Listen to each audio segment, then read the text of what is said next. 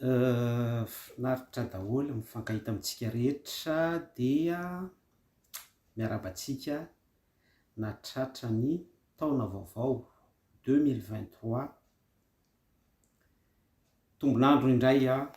mitombo ny taona, ny omaly any ny omaly fa ny taona fotsiny no vaovao. Zay aloha zavatra tsara ampitaina amintsika hoe ny omaly any ny omaly fa ny taona no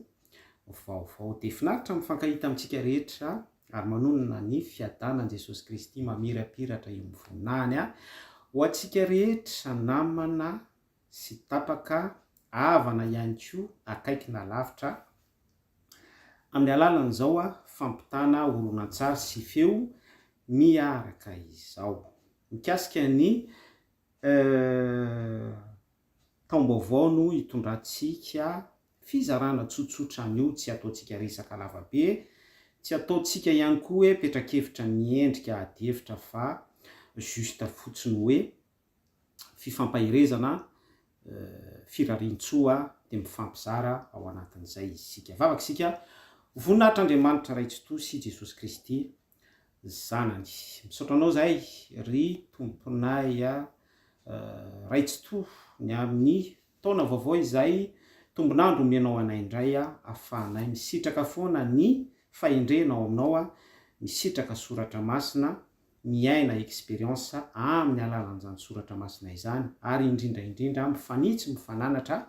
ety amin'ity tambajotra ity izao tontolo izao fa kosa afahanay mifampita zavatsoa sy zava-panahy dia ny teninao izany ny fiainana mandrakizay izay opportunité izay dia isaorana ianao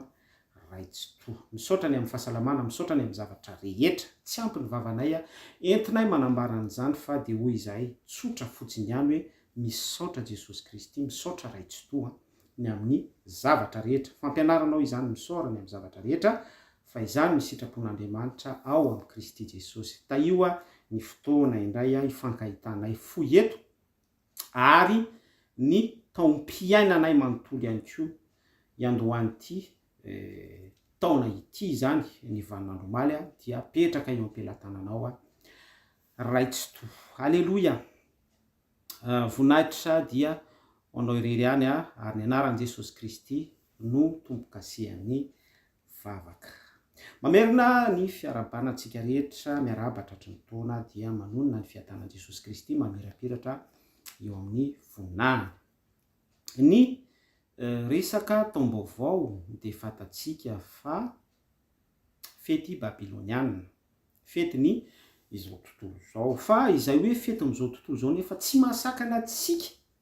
tsy fampita hafatra, tsy mahasakana antsika ihany koa hoe tsy hifaly. Zay ny zava-dehibe. Ny fampianaran'i Jesosy Kristy dia hoe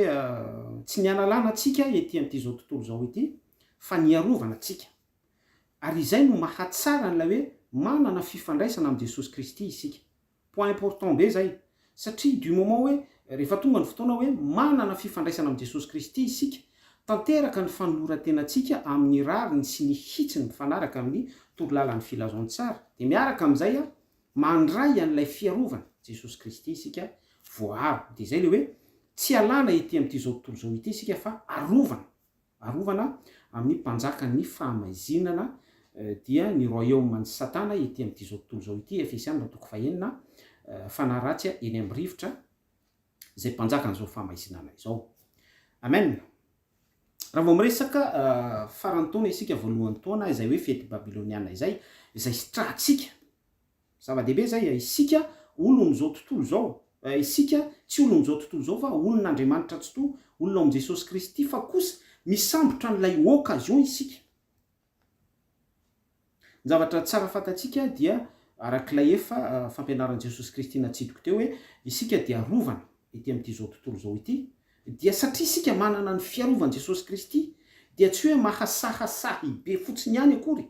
na hoe mahatoko-tena be fotsiny ihany fa miaraka amin'ilay esprit ao anatintsika, miaraka amin'ilay fanahin'Andriamanitra tsy to mitoetra ato anatintsika dia ao anatin'izay isika mba pahendrena misitraka ny zavatra miseho ety amin'izao tontolo izao ity fa tsy ilay zavatra izao tontolo izao no sitrahantsika zay ny tena tiako tsindrina fa kosa ao anatin'ny hetsika izao tontolo zao sy ny fietsehana ny firindrana ity amin'ity zao tontolo zao ity maneho ho an'ireny tononandro pety sy taonam-pety isan-karazany reny tahaka ny 25 décembre fety religieuse ankalazain'ny isika kristianina maro izany ho an'izay mankalaza ho an'izay tsy mankalaza ao anatin'ny esprit ouvert de tahaka an'izay ihany koa hoe fety babylonianina saint sylvestre izay tsy fety religieuse fa tahaka ny ihany koa hoe fetiny saint valentin saint sylvestre saint valentin sy ny saint rehetra izay napetraka araky ny calendrier grégorianina na mety ho calendrier hafa ihany koa fa eto ny tena tiako tsindrena hoe miaraka amin'izay isika dia manana ilay voaloham-bokatry ny fanahy dia ilay sitrahana tsy izao tontolo zao fa ilay fahaizantsika sy fahononany tenantsika foana mametraka ny sitrapon'Andriamanitra zay ny tena zava-dehibe zay zany hoe nenenina mitranga ety amin'ity zao tontolo zao ity na anniversaire io na fête de voisin io na fête de grand-père io na fête saint sylvestre io na saint valentin io na ninonina zany zay tononandro sy tonom-potoana tonon'izao tontolo zao araka ny fanononany azy selon ho an'ny araka ny calendrier izay firindrana sy fihodinan'ny sikla ety amin'ity zao tontolo zao ity de isika manana ny voaloham-bokatry ny fanahy misambotra an'ilay fotoana le hoe misambotra an'ilay fotoana dia tsy afa-miala ao anatin'ilay fotoana isika fa iny fotoana iny izay mety hoe fotoana jour férié tsy fiasana na fotoana fialan-tsasatra na fotoana mety ho firotofotoana ihany koa fa noho ilay fotoana manamarika vanim-potoana miavaka izany satria tian'izao tontolo zao mihitsy mantsy le hoe manavakavaka ity manisy lanjany azy sy manavohitra zavatra anankiray de ao anatin'izay isika no mametraka ny lanja sy ny herin'ny filazantsara zava-dehibe zay leo mametraka ny lanja sy ny herin'ny filazantsara izay dia mazava ho azy fa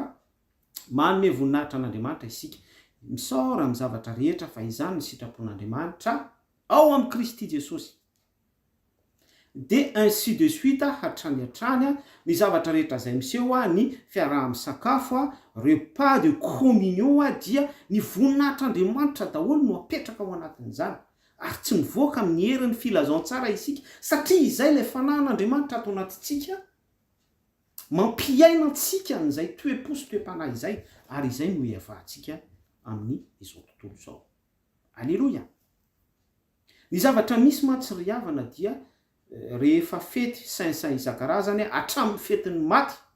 fête de mort fantatsika rehetra zany 1er novembre sy ny sisa rehetra ny karazana fety isan-karazany fety tsampy fety babyloniana fetin'izao tontolo zao de mijanona ho izao tontolo zao satria ireny olona ireny dia tsy manana n'ilay antsoina hoe voaloham-bokatry ny fanara mandre an'izao afatra zao izy de tsara ho azy ireo ny manolo tena ho an' Jesosy Kristy tsara ho azy ireo ny mahafantatra an'izany hoe herin'ny filazantsara izany tsara ho azy ireo ny manaraka ny fandaharantsika ihany koa etaniko ianao ahafahanao mamantatra ny tsiro sy ny lanjan'izany hoe fifandraisana miafina sy lalina ao am' Jesosy Kristy izany ary fitsimbadia tantara ao am-po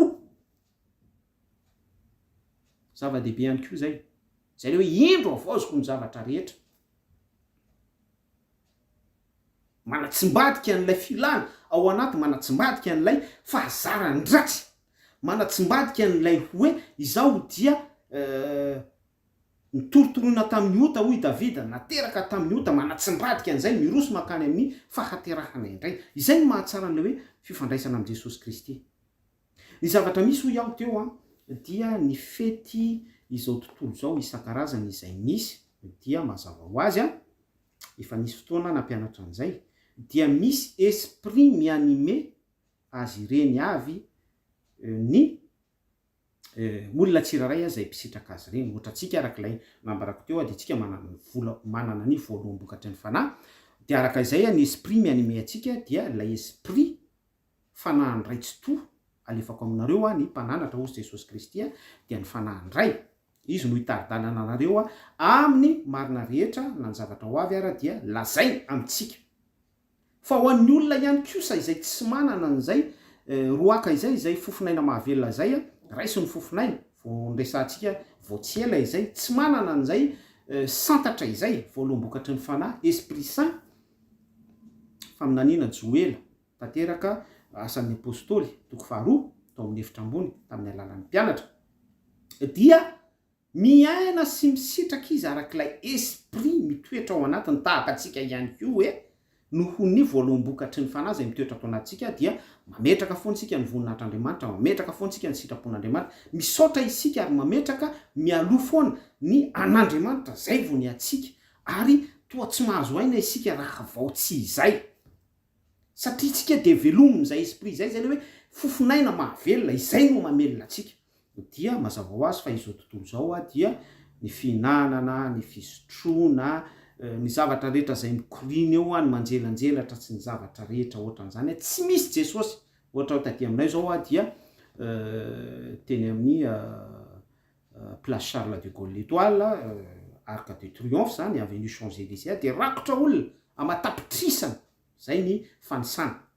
amatapitrisana de miaraka amin'ny telefona de juste miandro fotsiny le 10 9 8 7 6 5 4 3 2 1 0 2023 ouais de miaraka misitraka an'le manjelandrela sary mamirapiratra de eo amin'ny telefona makasary de mamboatra pause zay zany mahafinaritra azy tsy salotiny amin'izany tsika fa zareo koa zay no mahafinaritra azy izay no mahavoky azy zay no mahamiramira anazy zay no ahafahany mahita fa hoe miaina izy fiainana miaina fa isika tsy zay isika de satria lay voalombokatry ny fanahy no mitoetra atao anatsika dia tsy izay sitrako no ataoko izy Paoly tsy izay sitrako no ataoko fa nofotsika de monsieur détesté mihitsy fa mahery lay fanahy atao anatsika dia manaraka sy miaiky lay nofotsika misitraka ary miankohoka zay mihitsy ny le izy tsy esclave attention satria ny esclave dia tsy misy fifaliana ao anatiny tsy misy jouissance tsy misy fafinaretana ao anatiny manatanteraka an'ilay izy fa tena hoe velona atao anatintsika le izy de mampiaiky ny nofotsika sy mampietra ny nofotsika anaiky an'izay fisitrahana sy fahafenom-pitiavana izay misy endrim-piadanana izay tsy fantatry zao tontolo zao sy tsy afaka samborony zao tontolo zao fa tsy maintsy aloha manana an'izay voalombokatry ny fanahy zay de miaina an'izay de izay no zavatra tombony tsy tovizantsika amin'ny izao tontolo zao ka eo zany de misy an'izay fiainana anankiroa izay tsindriko anio hoe rehefa réveillon na fety izao tontolo zao ninina na mety 25 décembre fa ny olona manana ny voalombokatry ny fanahy de tsy mijanona fotsiny ihany amin'ny fisitrahany nofo satria tsy aina ny any amin'ny tontolo ara-panahy fa raha misitraka izy ny tontolo ara-panahy de izay any raha lay fanahy mianime azy mamoky azy sy minorira azy noho lay lien fitohizany amin'ilay fanahy ka raha fanahy ratsy tsy tian'olona meno an'izany no mamoky azy sy mampinono azy de ino le nresantsika teo hoe sakafo be mirahira karaoke mamamo mampiarapiaraka de misy ny tovavy ohatra very ny virginité any ao anatin'ny sasakalina tsy ny vehivavy ihany fa ny lehilahy ihany ko ainsi de suite manandranandrana toka kely sigara mitsindrotsindrona ohatra hoe maherery vaika pour la première fois avec les copains ohatran'izany vas-y c'est une expérience de vie de tsy fantatry lay olona nefa fefa porte ouverte le izy de manomboka eo de migote lay nofony migote ny cellule migote ny ADN en plus ny lay efa ota fototra lay efa rasy adamique ao anatiny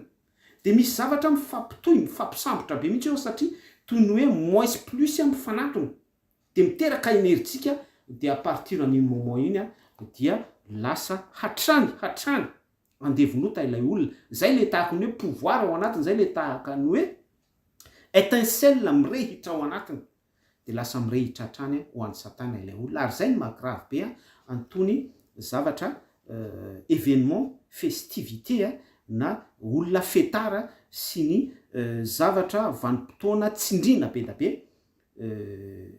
ety amin'ity zao tontolo zao ity, ary tsy adala ry zareo intelligent ry zareo mpijery toninandro mpiara-miasa ndray zany resahako eto amin'ny izao tontolo zao ry zareo elita. Efa nisy fotoantsika nanazavana betsaka teto hoe mpandalany amin'ny tontolo astral de mametraka vanim-potoana izy tsindriny, satria arak'ilay vanim-potoana tsindriny iny de misy erijika, misy energie ao amin'ny tontolo kosmika no ahafahana mamantatra an'izay, ohatrany hoe resaka zodiaka, capricorne, resaka bélier, resaka lion, vierge sy ny ohatran'izany any amin'ny tontolon'ny astrologie.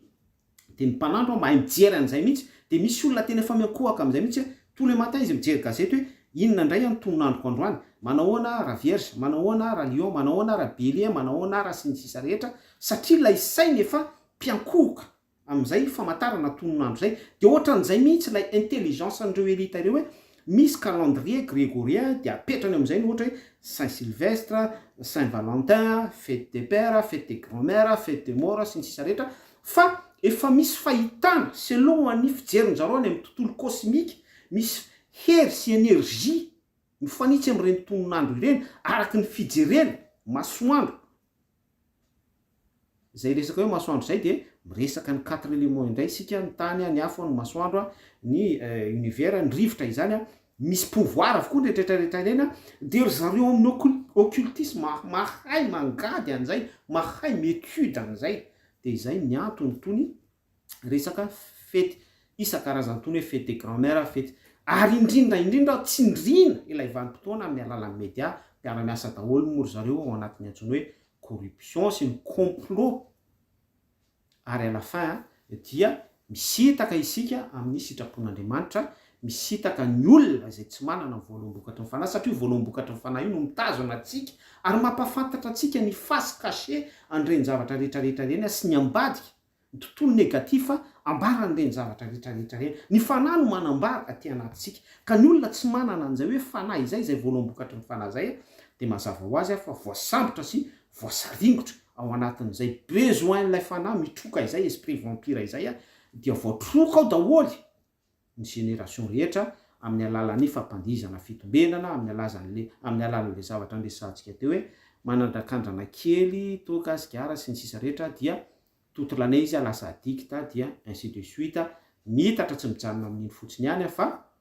misy eo amin'ny zavatra isan-karazany, ohatra hoe lasa violent, lasa manolana, lasa bagarreur, lasa athée, anti, satria tena hoe plongé total ao anatin'iny mihitsy dia lay esprit manarona anazy ao anatin'izay aizina izay de tsy mahita ny voninahitr'Andriamanitra intsony izy, no ilay zavatra kely fotsiny atany amin'ny faran'ny taona na voalohan'ny taona ny sitrana, dia noho izy tsy nanana n'ilay voaloam-bokatry ny fananany eo aminy ny fahamarinana ny zavatra ratsy izay entin'ilay sofina ao ambadika rehetrarehetra sy ny miafina, dia lasa victime ilay olona sy ny sisa rehetra. Velan'izany de misy ihany koa ireo hoe tradition zany moa de fantatsika rehetra hoe fomba ndrazana. De rehefa modernisé izy de ohatran'ry président Emmanuel Macron reny mitsotra ano hoe tradition de vœux farantaona zany, de ohatran'izay koa ny président de Madagascar ajaina Andry Nirina Rajoelina, fa za moa tsy de tia meno andreny satria meno ihany fa tsy de miconsidéré an'ireny zavatra ireny zany, satria matetika ireny zavatra ireny dia misy récupération ary misy message subliminal ihany koa, satria ny olona rehefa amin'ny vanim-potoana misokatra tahaka ireny, vanim-potoana voatsindry tahaka itony Saint Sylvestre itony, de tahaka ny tsodrano mihitsy ny zavatra ambaran'ireny olona ireny. Nahoana? Satria ny akamaroan'ny olona dia passive, manaiky be fahatany ary tena hoe misokatra be mihitsy ao anatin'ny fanambarana noho ilay vanim-potoana tsindrina. Ny anton'izay dia satria ilay vanim-potoana tsindrina iny araka ny efa niresantsika teo dia misy hery mifanandrify amin'iny, misy pouvoir mifanandrify amin'iny, misy énergie mifanandrify amin'iny. Zay le resaka kosmika niresantsika teo de ry zareo amin'ny tontolon'io occultisme, ry zareo marabout, ry zareo vaudiste, mpandalany vaudou, ry zareo mpandalany ancestral, ry zareo amin'ny tontolo mystika, ny matsika rehetra mpijery toninandro dia mahay an'izany de misaisira amin'ny vanim-potoana par conscience na inconsciemment ny karazana filoham-pirenena nan'olona anankiray de bonne année izao ho ataotsika sy ny sisa rehetra araky ny fampanantenana teneniny eo daholo na de laingara ny eo am-pony sy ny fitakara sy figendrena ny eo amin'ny vavany sy ny eo amin'ny molony fa mahafantatra izy fa misy énergie misy pouvoir ary lasa toy ny hoe manam-pahefana ny teniny amin'iny vanim-potoana iny dia ny olona moa pasifa dikan'izay de hoe ouvert lay olona misokatra be noho izy izao tontolo zao fa mbola tsy tafiditra ao amin'ilay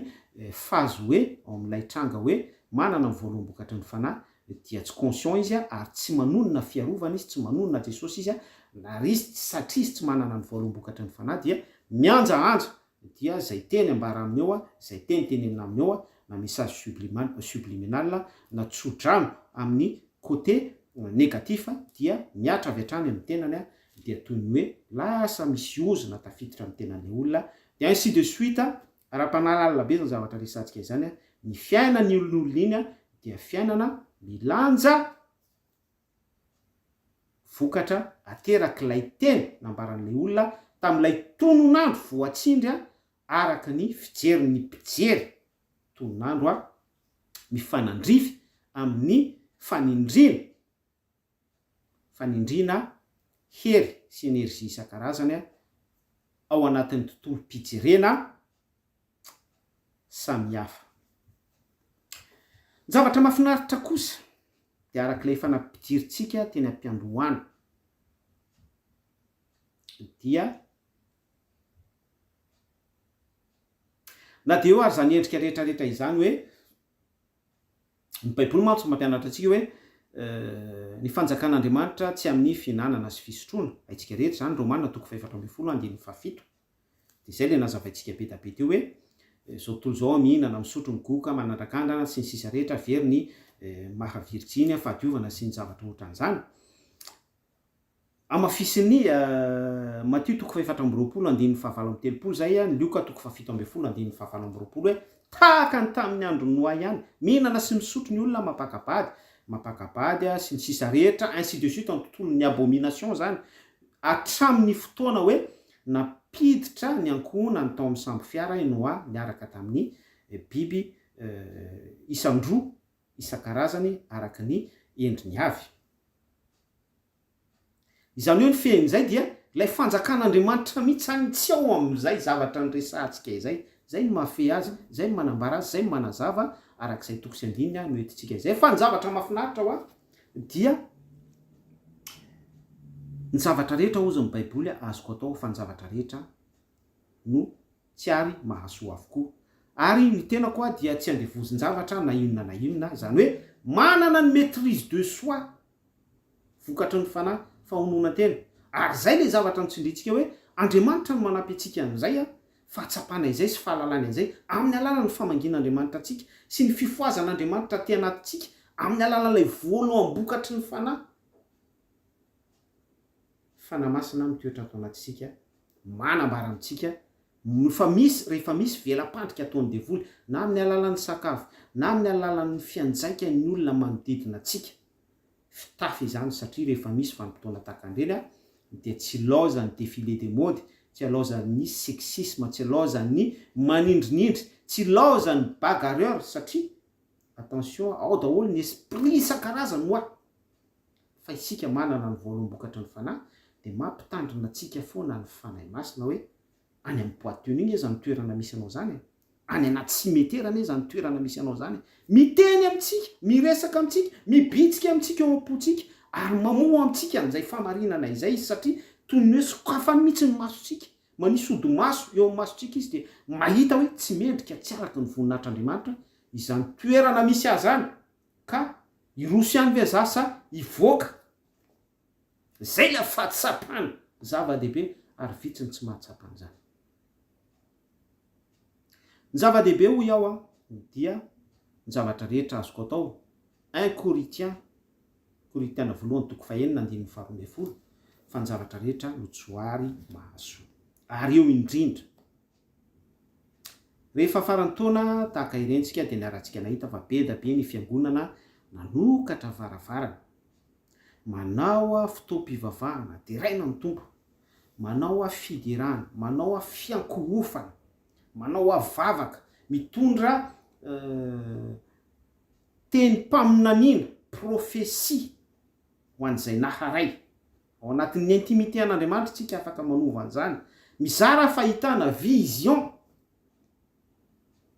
dia samy mifampitsodrano eo. Tena mahafinaritra mihitsy misy ny sasany ohatra hoe inona sœur no mavesatra aminao, inona frère no tena hoe tsapanao manangoly anao, inona ny olona natrehanao, avitsika hivavaka hitokana, raiso ny tanako, atolory any tananao, ndao tsika hoe ry amin'ny coin ery. Tena misy mihitsy zany efa niainantsika zany, dia samy maka ny coin avy dia ao samy mivavaka eo mitolona amin'Andriamanitra. Tena tsapanao mihitsy, renao mihitsy ao anatin'ny vavaka. Ary na nytonom-bavaka ara dia toy ny hoe Andriamanitra izany no manosika anao hanambara teny-pahefana isan-teny avy any anatin'ny vavaka. Zava-dehibe zany zavatra resahantsika izany. Oro anefa Saint Sylvestre ny tonom-potoana sy ny tonandro izay iainana an'izay fotoana izay. Dikan'izay dia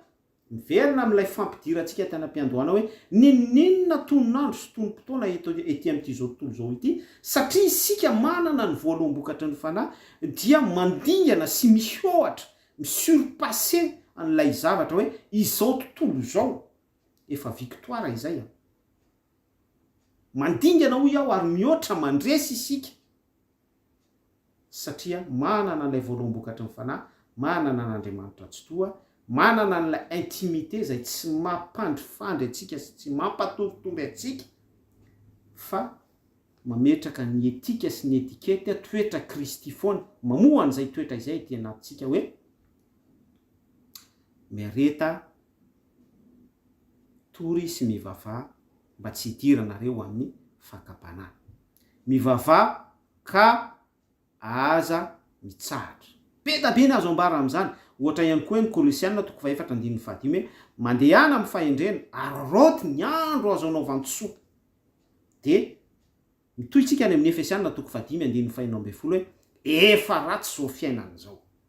Tena efa ratsy zao fiainana zao. Zany hoe ny voisin, ny voisine, ny mpiara-miasa, ny à côté, ny à gauche, ny à droite, ny ao ambony, ny any ambany, bambapapa, mampandihy fotombenana, misitraka an'izay sitrahany rehetra, glopopop sy ny tsy fantatra izay ilazana azy rehetrarehetra izany, manao fanambarana isan-karazany miaraka amin'ny teny, ozina sy ny sisa rehetra, milalao izay tiany lalaovina, misitraka ny goka, ny loka, ny abomination rehetra. Fa ianao kosa, satria manana n'ilay voaloam-bokatry ny fanahy, manana an' Jesosy Kristy ao anaty ianao, dia ianao kosa misurpasser an'izay, mandresy ao anatin'izay, ianao kosa dia mandrovotra an'izay filana izao tontolo zao, ianao kosa dia miterasy an'izay fa misambotra an'izay vanim-potoana izay ianao sy ny ankonanao. Izao sy ny ankona koa dia momba an' Jesosy Kristy. Ary miaraka amin'izay ianao sy ny ankonanao, ianao sy ny intimité anao amin'Andriamanitra, satria personnel ny famonjena, dia midera misaotra an'Andriamanitra, mametraka ny fiainam-panahinao amin'Andriamanitra, tsy tahaky ny efa nahazo sahady aho i Paul fa miazona araky ny azonan'ny Kristy mibanjina ny eo aloha sy ny sisa rehetra, dia maharitra mino mitoetra ao anatin'izay sy ny sisa rehetra afaka ambara mifanitsy amin'izay ho voninahitran'Andriamanitra ary ho fisondrota koa amin'ny lafiny ara-pinoana. Zava-dehibe zany sœur sy frère. Ary izay no manokatra ny tenim-pikasana amin'Andriamanitra tsotoa. Tsy maninona devaliko amintsika ici hoe lay Apocalypse 2:20 hoe indro avaoziko ny zavatra rehetra hoy Jesosy Kristy. Zay ny tena zavatra tiako ampitaina amintsika hoe indro avaoziko ny zavatra rehetra. Tsy mijanona fotsiny zany ireny zavatra rehetrarehetra ireny, malheureusement ho an'ny sasany izy ho an'ny olona izay tsy manana n'Andriamanitra tsotoa sy izao tontolo zao dia saiky presque cache misère. Ohatra hoe rehefa réveillon takan'ireny na rehefa 25 décembre na tsy fantatro fety isan-karazany izay afaka tonontsika, dia miramirana sy manao endrika falifaly, manao metimety, manao loka tsara, manao zavatra tahaka an'izany amin'ny fampitsodrodrano, amin'ny famelaheloka sy ny sisa. Fa ao ambadik'izay matetika misy misère be. Ao ambadik'izay matetika dia misy fahapotehana, misy fahalovana, misy fijaliana, misy fahoriana, misy zavatra be da be. Zay le hoe cache misère. Ary tena tian'izao tontolo izao mihitsy no mampiaina an'izao taranaka izao an'ireny, mampiaina an'izao taranaka izao amin'ny alalan'ireny hetsika isan-karazan'ireny. Raha azavaiko lalandalina kely, fohifohy kely izay zavatra izay, dia ohatrany hoe ny Facebook zao rehefa mijery tsika photo de profil na ohatran'izany, na mijery mialatsiny efa somary directa kely amin'ity mijery sika pub, dia jamais misy hoe puban'olona matsaka rano na hoe jamais misy puban'olona hoe ohatra hoe manao ny asany andavanandro mivarotra voanjo na ohatran'izany, fa tsy maintsy ilay metimety foana no apetraka eo. De nature humaine tratran'izany daholo sika. Cache misère, fa ny fotoana nanao an'izay publicité izay. Dia izay ihany koa no plan hitatsika ety amin'ity zao tontolo zao ity rehefa ao anatin'ny vanim-potoana ny festivité tahaka an'ireny. Ohatra hoe manapika jiro ny filoham-pirenena 4 3 2 1 0 dia mirehatra ny jiro dia miara-maka sary, miramirana daholo ny ankizy sy ny ohatran'izany. Fa ilay misère ao ambadika, délestage, misère ao ambadika ny karama-panjakana saika tsy voaloha, ny misère ao ambadika ny be da be ny projet, ny insécurité sy ny zavatra ohatran'izany coulé dans l'eau. Ohatra izay ainsi de suite mitohy amin'ny resaka spirituel tratran'izany daholo na aty amin'ny firenena matanjaka ary aty Europe ary cache misère. Ary zay no antony tsy maintsy ilomanosantsika amin'ny herin'ny fanahy masina sy tsy maintsy andraisantsika an' Jesosy Kristy mba tsy izay resaka cache misère izay no manepotra atsika, mba tsy izay cache misère izay no endrika isehoantsika. Fa nininona misère? Eto dia tiako tsidrina ity, nininona fahoritsika misère, nininona état toetratsika sy fivelomatsika, tsy fampitsika, nininona fahalementsika faiblesse, nininona fahoritsika. Dia satria isika manana an'ilay voalam-bokatry ny fanahy, dia misy zavatra tsy voaongotra sy voaly ao anatintsika, dia ilay fiadanana sy ilay famonjena salut ny olona anankiray manana an'izay fahatsapana izay, dia mialatsiny fa tena amin'ny chapeau amin'ireny olona ireny, ary tena hoe kely eo anatrehan'ireny olona ireny. Ohatra hoe misy olona marary, io misy olona voan'ny cancer, io misy olona en phase terminale, io misy olona anankiray tratran'ny cancer du sein ohatra, mijaly izy, fa ao anatin'izay hoe mijaly zay izy, tsy miandrandra fanasitranana ntsony izy, tsy miandrandra ninina izy, fa ny zavatra dradradradrainy sy asandratra ny fotsiny dia hoe Jesosy io, anao ny fanahiko, anao za miteny aminao fa zany ny olona vainqueur, zany ny olona mpandresy, zany ny olona misandratra, zany ny olona tena hoe mafy sy mahery ao amin'i Jesosy Kristy. Satria ilay misère sy ilay fahoriana sy ilay faiblesse, ilay zavatra be da be izay tokony hoe afenina ao anatin'ny cache misère, ao anatin'ny endrika hoe na marary arana misy pandara dia lasa maka maquillage, na somary ngitangita raha ny voloko dia manao perika fa solaiko, na ohatra hoe zavatra ohatr'izany misy mialatsiny amin'ilay zavatra nyteneniko teo endrika be da be izay mahakomplexé atsika sy mahatonga atsika farofo marary ferena sy ny zavatra ohatran'izany, ka misurpassé an'izany sika, ka tsy mahatsapa sy tsy mahita itsony an'ireny zavatra mahafarofy atsika ireny, fa ny voninahitr'Andriamanitra no hita atsika sy fiainatsika. Dia izay zavatra izay no manosika sy manetsika ny toe-pon'Andriamanitra hietsika eo amin'ny fiainatsika hoe indro avaozoko ny zavatra rehetra. Fijery anankiray izay. Ity hoe indro avaozoko ny zavatra rehetra ity ampita message kely amintsika hoe raha ohatra hoe mifiainana andavanandro izy ity dia tahaka ny tranga Sodoma sy Gomora reny. Genesis 7:20 sy Genesis 7:20 navaozan'Andriamanitra ny toe-pony zanak'olombelona tamin'ny alalan'ny fanandevonana le vonin'Andriamanitra ny ponina tao Sodoma sy Gomora. dia navozan'Andriamanitra navoaka ny tao i lota valy mianaka dia nanomboka teo dia génération lota valy mianaka indray no génération après Sodoma sy Gomora tao amin'izay faritra izay resaka petite partie izay portion izay ampahany izay ohatran'izay ihany koa hoe nisy singa ambondron'olona ny vahoaka Hebreo izay nampiain'Andriamanitra an'izay hoe indro avosiko ny zavatra rehetra zay no tsoahana tao amin'ny fanandevozana dia nioentina ny ampitany ranomasina mena exode navozan'Andriamanitra ny zavatra rehetra tsy andevy intsony izy fantsoahana tamin'izay fanandevozana izay dia hatrany navozana nomena ny fanekena ny alliance tany amin'ny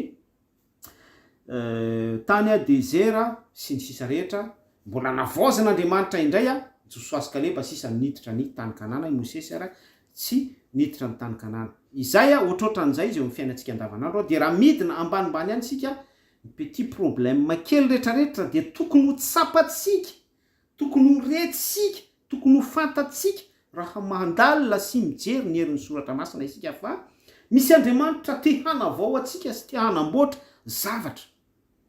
ao amin'ny fiainantsika za rehefa na dia resy lahatra mihitsy hoe miresaka réchauffement climatique zany dia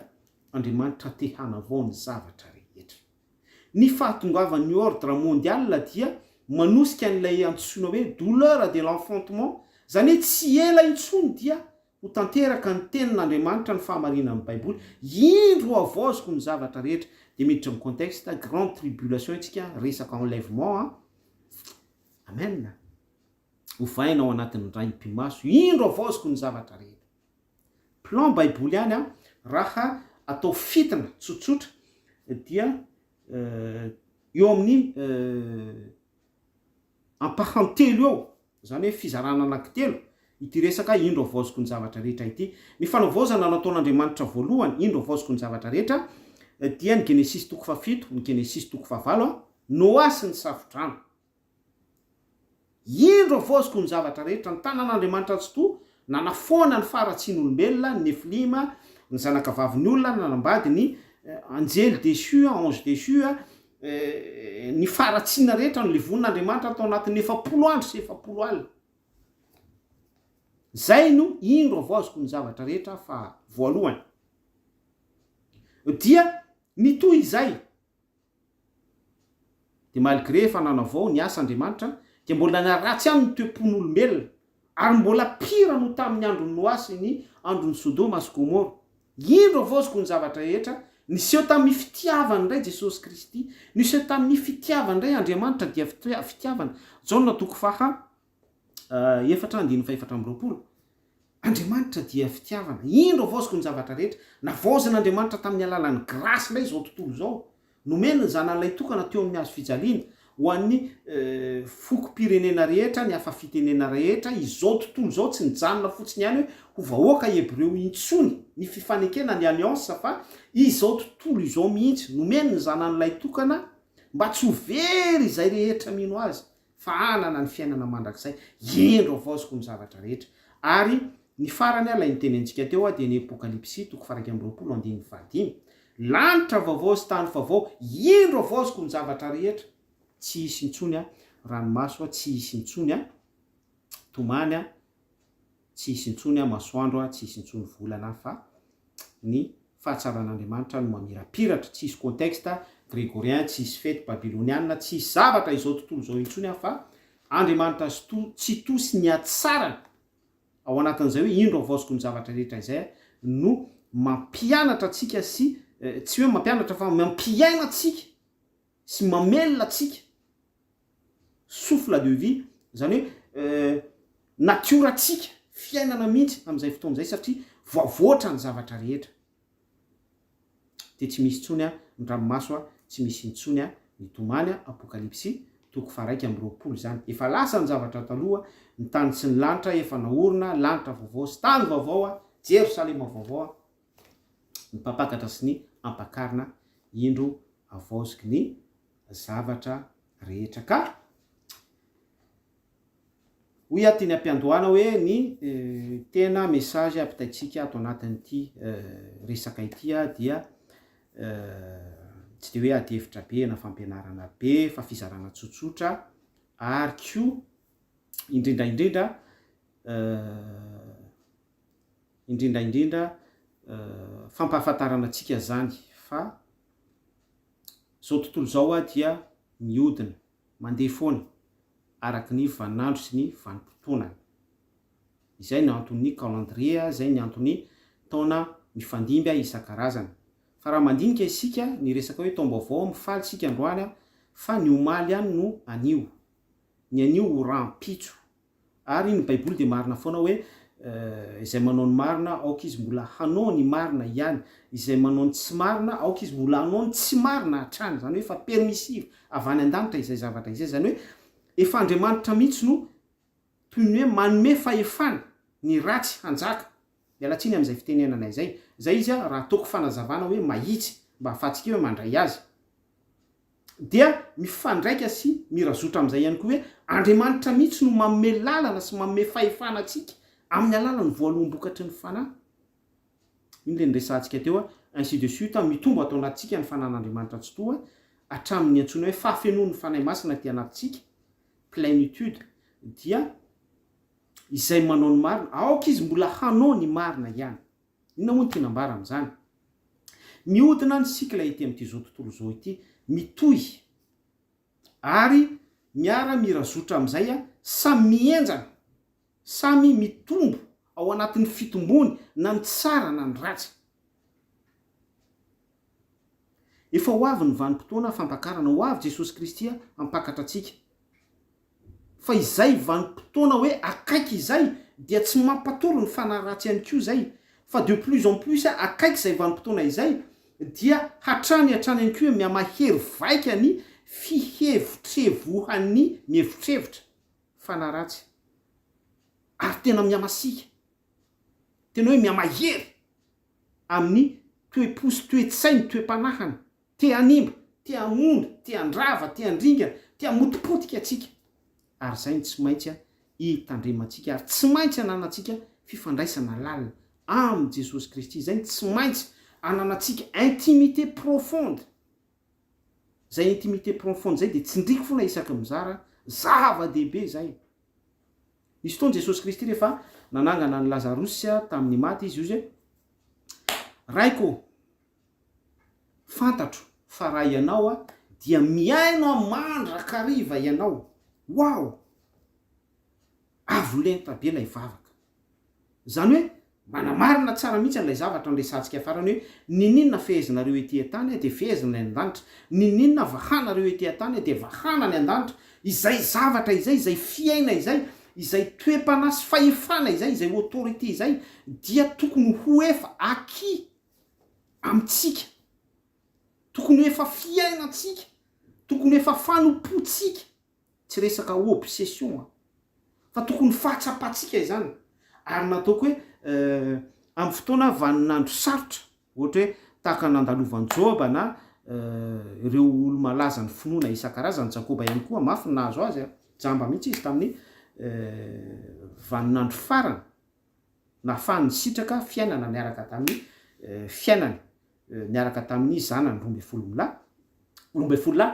sy ny patriarcha isan-karazany zay tsara lazan'ny finoana niainan'izay contexte hoe farofy sy ferena mijaly izay. Dia ny tiako ambara amintsika dia hoe satria tsika manana fifandraisana amin'Andriamanitra, vakio ny tantaran'i Joba dia ninina fahoriana ny ainan'i Joba,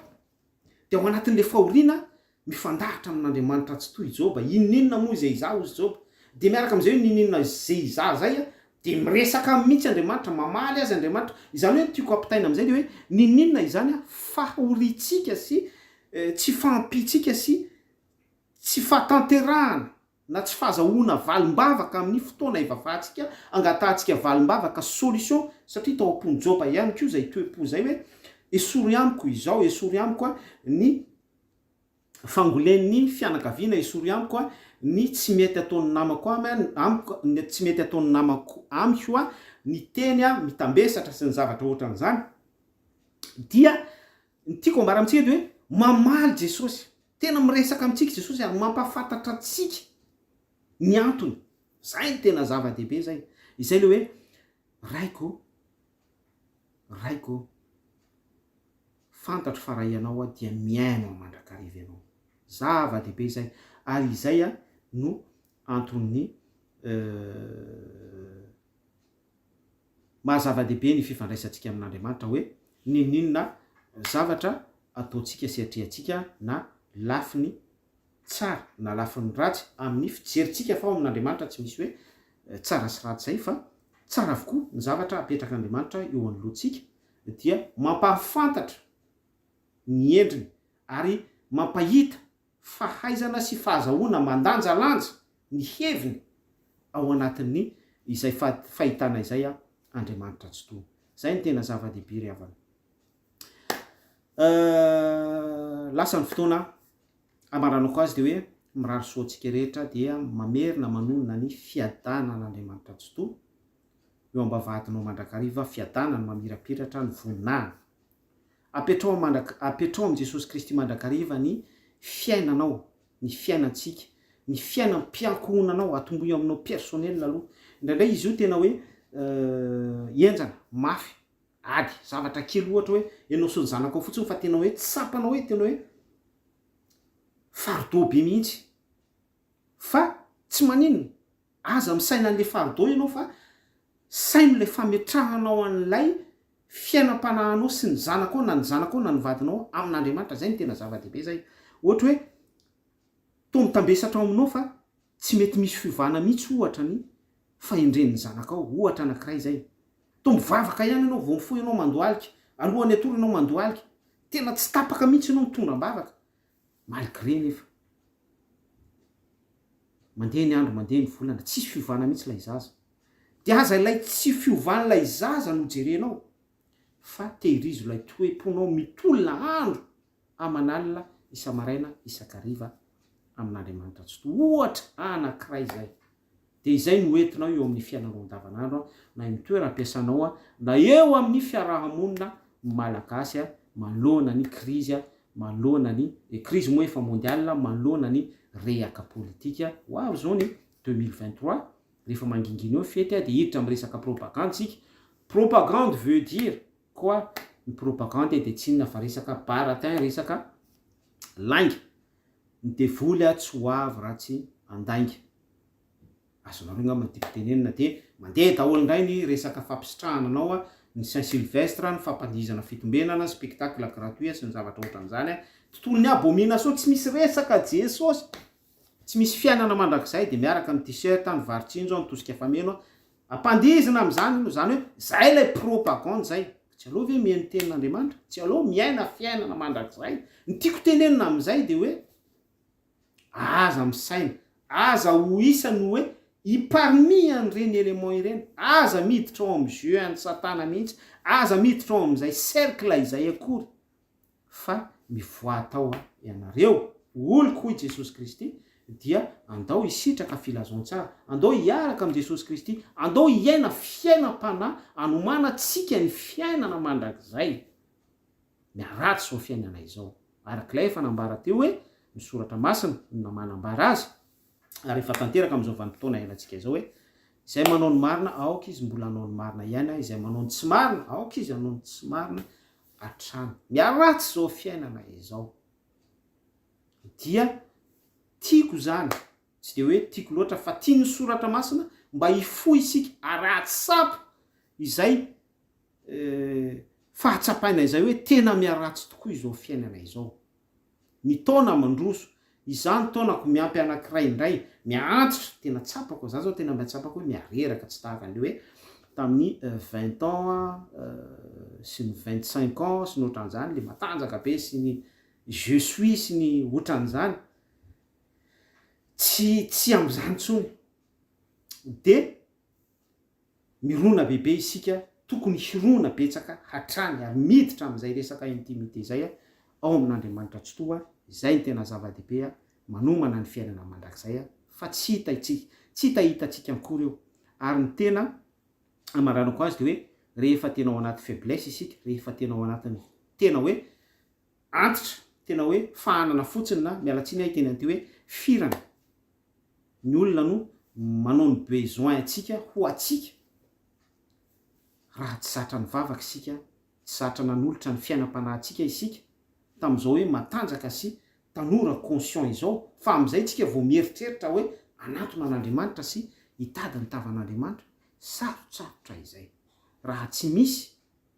olona miasiste atsika tahaka ny hoe ianao marary antitra sy ohatran'izany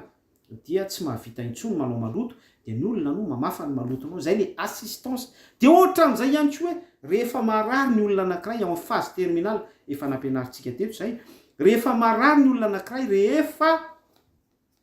tratra ny cancer ny olona anankiray na rehefa nanolotra ny fiainany foana izy ohatra hoe kajony aniday ny fiainany manontolo dia nihirahira amin'izao tontolo zao voadory voadoa tena nanolotra blasfemia mihitsy izy tao anatin'ny kirana dia rehefa any amin'ny phase terminale satria manaitaina noho ny resaka cancer sy ohatran'izany any amin'ny prostate marary ny vatana manontolo any vao iantso Jesosy fa tsy vitanao zany d'ailleurs ny entourage rehetra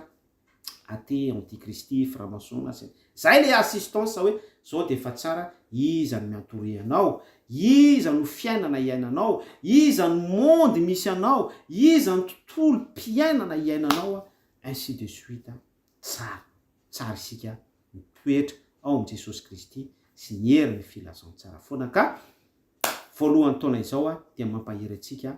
tohizo ny fifandraisanao efa nifandraisanao tamin'Andriamanitra ary apetrao amin'ny foana ny fiainam-panahinao ny fiainan'ny ankohonanao ny intimité anao personnellement zay aloha perseo zay tena hoe tobary zay tena hoe andehano any amin'ny farany lalina mihitsy misurpasser ny capacité anao mihitsy ianao amin'izay dikan'izay dia hoe makany amin'ny tontolon'ny esprit ianao mandray ny voalombokatra ny fanahy efa niraisinareo ve ny fanahy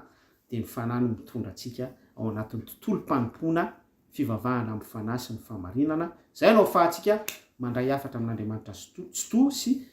mandray ny heriny mahafantatra ny tokony ho ataontsika sy ny tokony ho alehantsika ao anatin'ny hoe manompo zava-dehibe ihany koa zay mba tsy ny saintsika sy ny fieritreretantsika no mitarika antsika ho amin'ny fanompoana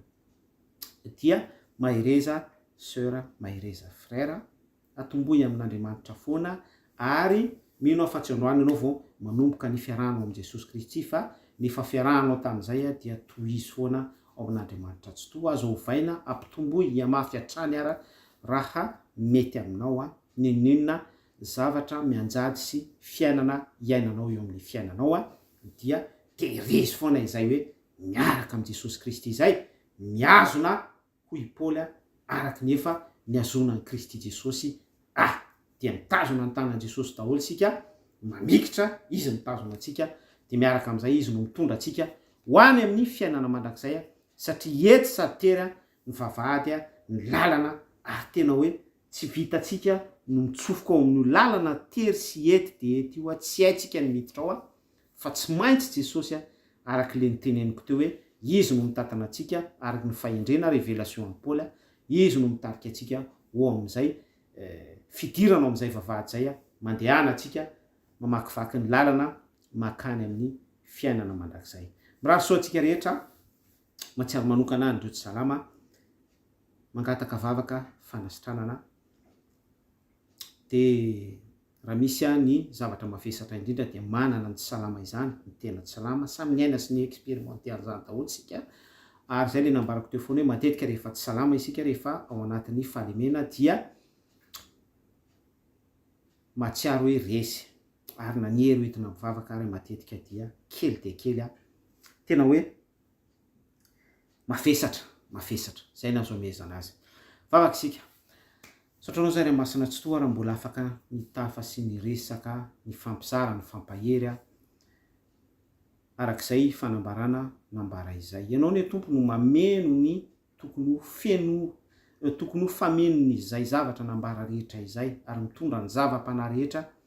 ambadika izany fanambarana izany mitondra délivrance indrindrandrindra mitondra fanafahana misy sœur tsy salama manana ny salama dia tonono nambavaka aminao tahaka izany koa ny frère isan-karazany izay namangy tao amin'ny MP nandefa ny message rehetra sy izay rehetra anonyme ihany koa tsy tafiditra tamin'ny MP satria maro dia maro dia anao na Jesosy Kristy no efa nitondra ny aretinay sy ny rofinay dia anao tompo ny proclameko ny fahefanao ny herin'ny filazantsaranao ny fitsangananao tamin'ny maty ny fandresena naseho anao teo amin'ny azo fijaliana izany no tononoko an'izay rehetra mangeta eta fanasitranana ary manana ny finoana ao anatiny izy ka teo sitrana izay ny zava-dehibe satria ny vavaka izay ataoko dia tsinotsinona ihany fa lay finoana ao anatiny teo sitrana te andray fahafahana avy aminao te andray ny osotry ny fanasitrananao te andray lay aina fofinaina mahavelona mireanime sy mirestore miregénéré ny fahasimbana rehetra ao anatin'ilay olona iny tompoko ny finoana lay finoana tahaka ny voatsinapy ao anatin'ilay olona iny zay finoana mifo iny no miteraka fanasitranana ho azy satria anao ny miasa miaraka amin'izay finoana izay dia ny fahefanao ny tomboka asian'ny fanasitranana. Misaotra Jesosy Kristy ny amin'ny zavatra izay efa voalaza rehetra ihany koa teto amin'ny pejy reny zavatra rehetra izay voalaza antsika reny misaotra ny tompo lehibe isika. Misy ny zavatra izay mety hoe natafotoana ny maro fa araka ny sitrapon'Andriamanitra dia mbola Andriamanitra tsy toy no isaorana ihany. Raha ohatra ihany kosa nisy hetsika tamin'ny alalan'ny émotion sy ny fihetsepo dia ianao ny tompo mamindra fo aminay satria izay dia mbola tsy tanteraka malemy izahay manoloana ny herin'ny filazantsaranao faible izay manoloana ny voninahitra ao ary angatahanay fifonana sy angatahanay famelana aminao izany Jesosy Kristy. Reo izay mangeta entan'ny fanamasina te andray te atsapa ny heriny zany osotry ny fanahy masinao zany Jesosy Kristy dia anao mpandinika ny voson'ny foa no mamanga ny tsiraray ary mamaly ny tsiraray arak'izay etaetan'izy ireo te andray an'izany fanahy masina izany satria miankina amin'izay toe-po izay miankina amin'izay no ahafahanao miasa ao anatin'ny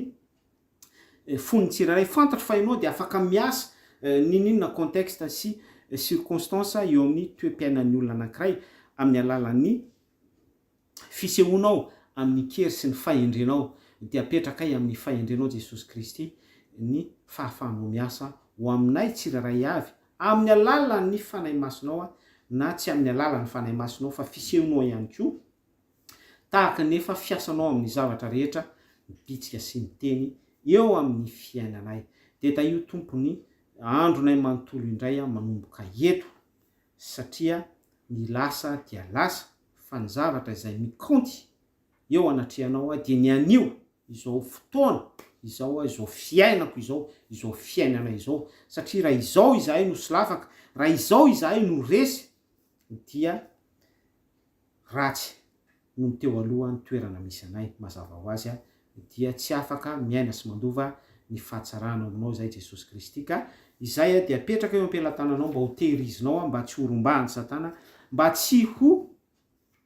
anaovan'ny fanaratsy asopatra. Betsaka tompony zavatra tianay ambara sy apetraka eo am-pelatananao eo ambany fahendrenao fa ianao amin'ny Andriamanitra tsy tohanao ianao efa nandresy ny fahafatesana tamin'ny alalan'i Jesosy Kristy zanakao ianao no efa ny surpassé ny fiainatsika ianao no efa nioatra izay tokony nyoarana rehetra satria aminao dia tsy misy ny espace temps tsy misy ny limite tsy misy ny fetra tsy misy ny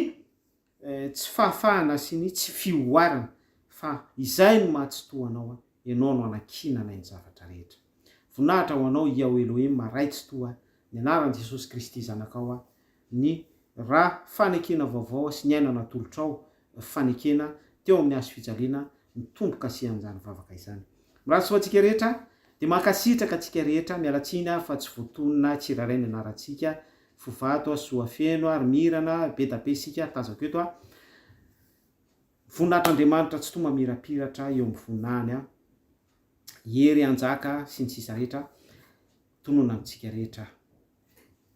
amanaraka indray veloma tompoka tahiny Jesosy daholo isika rehetra sœur frère ao amin'ny tompo veloma tompo.